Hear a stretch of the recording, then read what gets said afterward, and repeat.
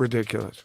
Ridiculous, but I bet it was for a significant amount of money. Still ridiculous. Yeah, but fun. I'd watch it. Look, Jake Paul wants to test himself against actual, not just world champion, but one of the greatest of all time. Fought, and it wasn't fixed. Jake Paul would not survive 45 seconds. I don't know about that.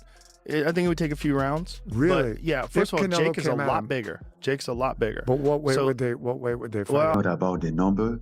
If it was about the number, we could have started up. I would have tell you, I'm not just interested. It make no sense for me. It's not my what I'm looking at right now. Rogan couldn't believe it when news broke that Jake Paul had reportedly offered Francis Ngannou a fight following the cancellation of his bout with Gervonta Davis.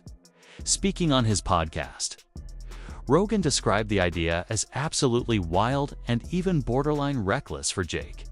He pointed out that Ngannou, a former UFC champion and one of the most devastating punchers in combat sports, is on a completely different level in terms of power. Rogan questioned whether Jake truly grasped the danger he'd be stepping into, though he admitted that if the fight were ever to happen, it would be one of the biggest spectacles in combat sports history. And Nikita calls Francis. This is Francis telling the story. Nikita calls Francis and says, "Hey, we need your help. We need an opponent for Jake. Tank is out." And Francis says, "All right." And Francis says, "Well, how can I help you?" Nikita says, "Well, we're looking at an opponent for Jake. Tank Davis is out." And Francis says, "All right, but specifically, how can I help you?" Nikita takes a third swing at the bat. He says, "Well, we need an opponent. We need a boxer. We need a partner. We need somebody to fight Jake. Tank is out." And Francis asks him again, "Okay, what specific?" Paul's scheduled exhibition with Gervonta Davis collapsed due to the mounting legal issues surrounding Davis. Paul's camp began urgently searching for a new opponent. One of the most surprising names to surface was Francis Ngannou, the former UFC heavyweight champion turned boxing sensation. Known for his terrifying knockout power, massive frame, and global reputation, Ngannou instantly stood out as one of the most dangerous potential challengers Paul could ever face. The saga, I think the fight is going to be completely canceled and rescheduled, and now we have potential opponent names and some people being ruled out coming into today. This is not a joke. It was said by Mike Coppinger and others that the #1 candidate to replace Tank Davis in a Jake Paul fight, probably on a different date, was going to be Francis Ngannou. What the But we have an update on that and other potential names that Jake could fight. Again, I think on a separate date, and why I think the Jake and Tank fight is completely off. No more, maybe, no more, we don't think it'll happen. I think Michael Bisping weighed in on the wild size difference being discussed in the rumored matchup between Jake Paul and Francis Ngannou. He noted how Paul's previous opponent was supposed to be Gervonta Davis, a lightweight who's significantly smaller, before that bout collapsed. According to Bisping, jumping from a fighter of Davis's stature to someone as massive and powerful as Ngannou represents a complete shift in scale. The contrast, he said, isn't just about skill or experience, but a drastic leap in physical danger, reach, and overall threat level. Like Mike Tyson, who's 58, Anderson Silva, who was way past his prime, people like Nate Diaz, who were way smaller. Gervonta Davis really did take the piss. I mean, that was just the craziest shout ever. To go from fighting Gervonta Davis, way smaller, to now boxing Francis Ngannou. I mean, listen, if he does it, fair play. But I just call #1 bullshit on this brother, because I don't see this happening. No. This is #1 bullshit. I just don't believe it. I don't believe it at all. Nate Diaz, yeah, 100%. I mean, he beat him once already. I'm sure Nate Diaz would love to get another big payday, because obviously boxing on Netflix and going up against Jake Paul, given his success, given the name that he has, and given the magnitude of his events, Nate Diaz will get paid an absolute fortune once again. We know that it wasn't too long ago Jake Paul was talking about boxing Anthony Joshua. And that never came to fruition. There's absolutely no way he would box Anthony Joshua.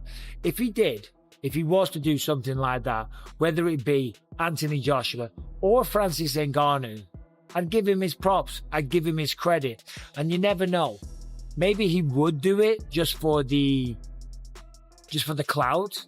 Because in many ways it would be, sorry about the airport notifications, it would be, you know, an admirable thing to do. And it will be Jake Paul taking on somebody bigger with Francis Ngannou revealed that Jake Paul's camp unexpectedly reached out to him about stepping in as a replacement for Gervonta Davis. Ngannou admitted the offer came out of nowhere and didn't align with his current career plans.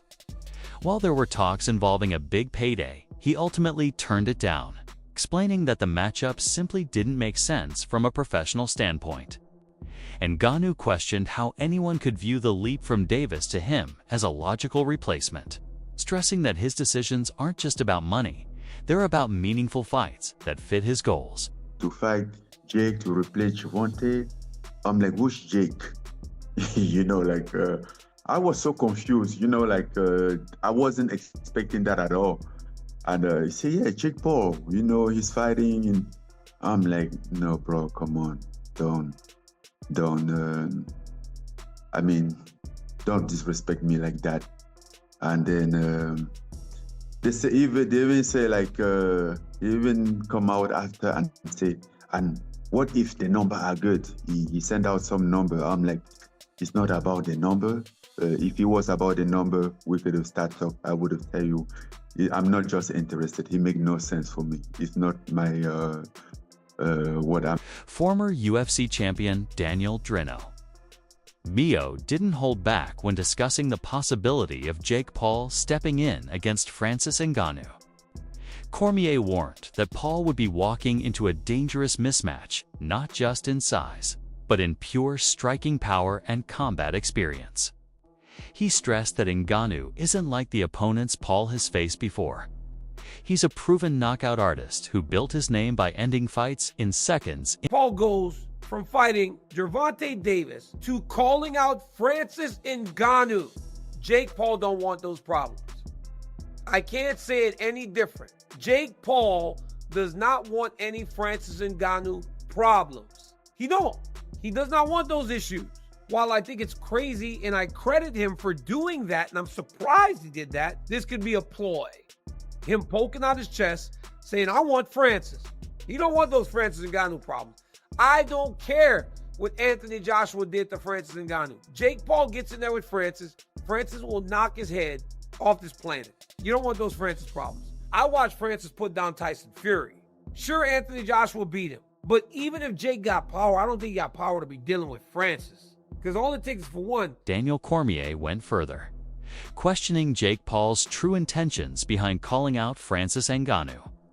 He suggested the move might be more about headlines than genuine competition. According to Cormier, Jake doesn't fully grasp what it means to face a true heavyweight, especially one with Ngannou's kind of power, the kind that can break through gloves. In mixed martial arts, that power is feared. But in boxing, where the strikes are sharper and more focused, it becomes even more dangerous. Right? Boxing is much different than mixed martial arts. The target audience might be the same, but the demographics different. The places where people are brought up are different. There's bigger entourages in boxing. It's just a different world in boxing. We've known that from the very beginning. We know that Gervonta Davis was not going to just play to Jake Paul's rules. I still don't know exactly why this thing is falling apart, but it is falling apart bad. It is bursting at the seams. We are almost exactly where we should have never started. This should have never gotten started, but it did. But we are almost now exactly where we need to be in the fight, and that's it. Fight analysts have called Jake Paul's rumored showdown with Francis Ngannou a dangerous gamble, not just for Paul, but for the credibility of the matchup itself. After Gervonta Davis backed out late, Paul's team reportedly reached out to Ngannou as a potential replacement. But as Ngannou himself noted, stepping in on such short notice doesn't align with his current goals or career plan. Strategically, it's a nightmare scenario. Paul would have little to no time to prepare for a powerhouse like Ngannou. What I find interesting about this is, okay, if they push it back to December, then that's slightly different. But this is the kind of one situation where you're kind of 10 days out, 2 weeks out from a fight, whenever they first got wind of this problem. This is the kind of situation where it would be possible that Jake Paul and Nikita Badarian and MVP, who are very, very shrewd people, this is the one occasion where they might end up making a mistake, taking someone at short notice who they shouldn't take. Because there'd be a whole raft of people putting their hand up for it, wouldn't they? Thinking, I'll take him at short notice. I'll make out that I've been sitting on a beach, eating and drinking for the last 6 months. I'll but anything just to get in there with him. And then on the night, I'm gonna knock his head off. There'll be loads of people putting their hand up for this, and you'd have to be incredibly careful about who you took at short notice, because for it to have any kind of meaning, you would need to take a decent opponent at short notice, because obviously they're up against it because it's short notice. You couldn't take some barely warm body at short notice, because that would be even worse than giving them full notice. So this is the one area, the one situation in which it would be easy for them to make a mistake, but they don't make mistakes with things like this. They just don't. So yeah, I'm not surprised that they haven't been tempted into, somebody. Yeah, Ngannou, that'd be a mistake. It'd be such a mistake. I know he got flattened by Joshua, but so what? Joshua is a 2-time unified champion of the world, and Ngannou's 270 pounds of absolute granite. That would have been a terrible, terrible mistake if they'd given him the fight. And he dropped, like, people. I know, my opinion, Tyson Fury won that fight with Ngannou, but he still put Tyson Fury. He was close.